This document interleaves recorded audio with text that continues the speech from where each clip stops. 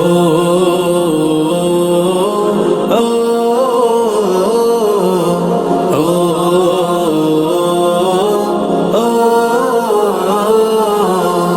আমারি কণ্ঠে তুমি তোমারি বাণী তুলেছ,